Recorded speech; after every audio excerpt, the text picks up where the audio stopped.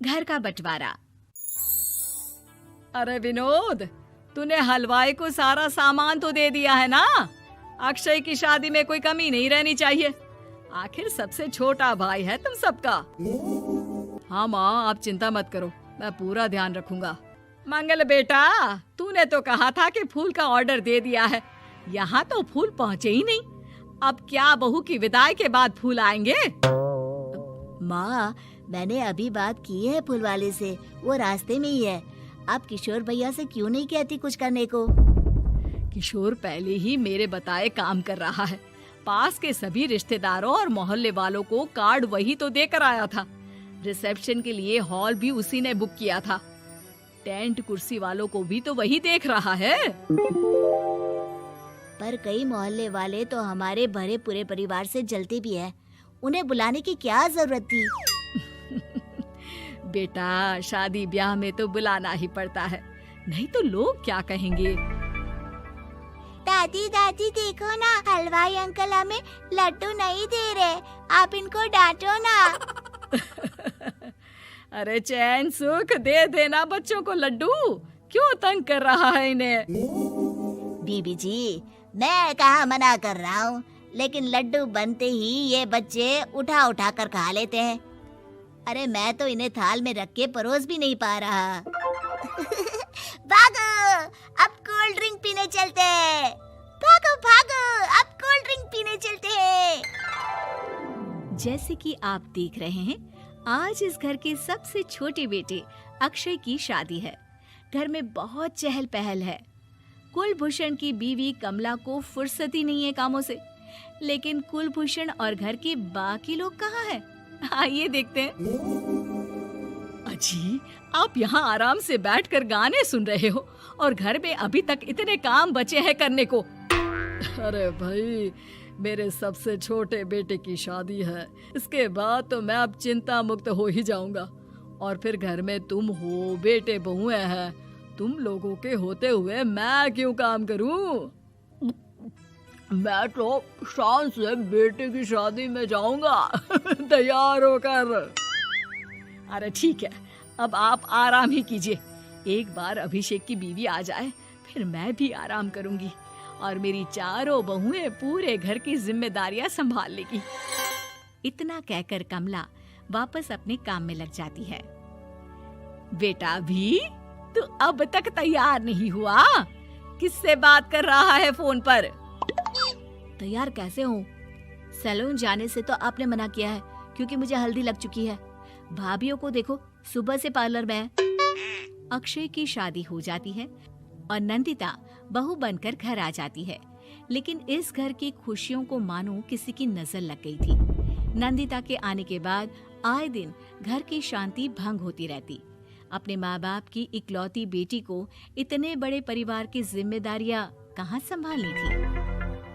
अभी देखो ना, मेरे हाथों की मेहंदी भी अभी नहीं उतरी है और तुम्हारी मम्मी ने मुझे घर के कामों में लगा दिया। मैंने सोचा था कि घर की सबसे छोटी बहू होने के कारण मुझे सब पलकों पर बिठा के रखेंगे, पर यहाँ तो पलक झपकने की भी फुर्सत नहीं मिलती।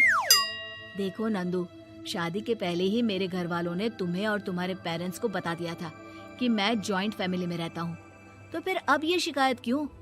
और फिर तुमसे पहले मेरी भाभी भी तो आई थी शादी करके, उन्होंने तो कभी कुछ नहीं कहा। नंदिता तब तो चुप हो जाती है, लेकिन ऐसा बहुत दिनों तक नहीं चलता। अरे नंदिता, माँ बाबूजी की दवाई का टाइम हो गया है, उन्हें दवाई दी आओ और उसके बाद सबके लिए नाश्ता बना देना। पर भाभी, मैं तो अभी अपना फेवरेट सीरियल देख रही हूँ, प्लीज मेरी जगह आप कर लो ना ये काम। ठीक है, मैं तेरी जगह माँ बाबूजी को दवाई दे आती हूँ और नाश्ता बना लेती हूँ। तू मेरी जगह पूरे घर की डस्टिंग करके 5 बच्चों को स्कूल के लिए तैयार करके भेज देना और दोपहर का खाना बनाने के बाद कपड़े धोकर सुखा देना। उसके बाद हम दोनों मिलकर बाजार जाकर सब्जी ले आएंगे, फिर डिनर की तैयारी कर लेंगे और उसके बाद बस भाभी, मैं माँ बाबूजी को दवाई देकर सबके लिए नाश्ता बना देती हूँ। ये भगवान, ये कहाँ लाकर फंसा दिया मुझे। मेरे घर में तो गिनती की 8 रोटियां और 2 सब्जी बनती थी और नाश्ता निपट जाता था। यहाँ तो रोटियों का ढेर और सब्जियाँ बड़े बड़े पतीलों में बनानी पड़ती है। नाश्ता बनते बनते लंच का टाइम हो जाता है और लंच बनते बनते डिनर का। अभी मुझ में तुम्हारे पूरे परिवार का नखरा उठाने की और ताकत नहीं बची। मैं ऐसे नहीं रह सकती। अरे तो क्या चाहती हो तुम? मुझे अलग रहना है बस। तो ठीक है, हम कल ही शिफ्ट हो जाएंगे किराए के घर में। इतना बड़ा घर होते हुए हम किराए पे क्यों रहेंगे? ना जी ना, घर में ही दीवार खड़ी करो अपने हिस्से के आगे। घर के साथ साथ घर की खुशियों में भी दीवार खींच जाती है। ऐसे ही कई महीने बीत जाते हैं और नंदिता माँ बन जाती है। बच्चे के आने से अभिषेक के कंधों पर खर्चों का बोझ आ पड़ता है। अभिषेक का बोझ कम करने के लिए नंदिता भी पार्ट टाइम जॉब कर लेती है, लेकिन इससे उसके सर पर नौकरी, घर और बच्चे की जिम्मेदारी बढ़ जाती है। नंदिता, ये क्या है? तुमने घर भी ठीक से साफ नहीं किया, ना ही मेरे कपड़े धुले हैं। चिंटू के बाल भी कटवाने जाना था, देखो उसके बाल कितने बढ़ गए हैं। अरे करती क्या हो पूरा दिन तुम? मैं करती क्या हूँ? तुम्हारा नाश्ता और लंच बनाने के बाद चिंटू को डे केयर सेंटर पर छोड़ कर आती हूँ, फिर खुद ऑफिस जाती हूँ। पूरा दिन काम करके आने के बाद बिना आराम किए बाजार से सब्जियाँ लेकर आती हूँ, घर आकर खाना बनाती हूँ, चिंटू को देखती हूँ और क्या करूँ मैं? तो किसने कहा था अपने सर पर इतने काम लेने को? मत जाओ ऑफिस। ऑफिस जाए बिना घर के खर्चे कहाँ से पूरे होंगे? चिंटू की डे केयर का खर्च, उसके लिए बेबी फूड का खर्च, प्रेस वाले का खर्च, ये सब तुम्हारी सैलरी से होता नहीं है। अगर परिवार से अलग नहीं होती तो इतनी मुसीबतें नहीं उठानी पड़ती तुम्हें परिवार के साथ मिलकर काम करने में दिक्कत थी, लेकिन काम तो अब भी बहुत है तुम्हारे सर पर। चिंटू को भी डे केयर भेजने की जरूरत नहीं पड़ती।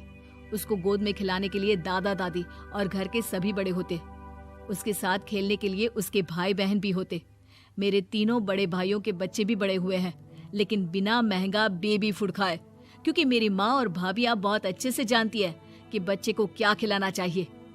बिजली के बिल जैसे खर्चे भी सब मिलकर बांट लेते थे, लेकिन तुम्हें तो सबसे अलग रहने में ही मजा आता है, तो अब शिकायत क्यों करती हो? बस करो अभिषेक, बस करो। मैं मानती हूँ कि मैं गलत थी।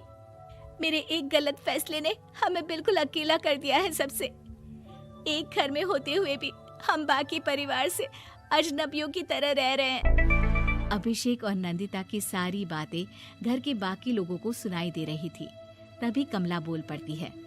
अरे नंदिता बहू, किसने कहा कि तुम अकेले हो?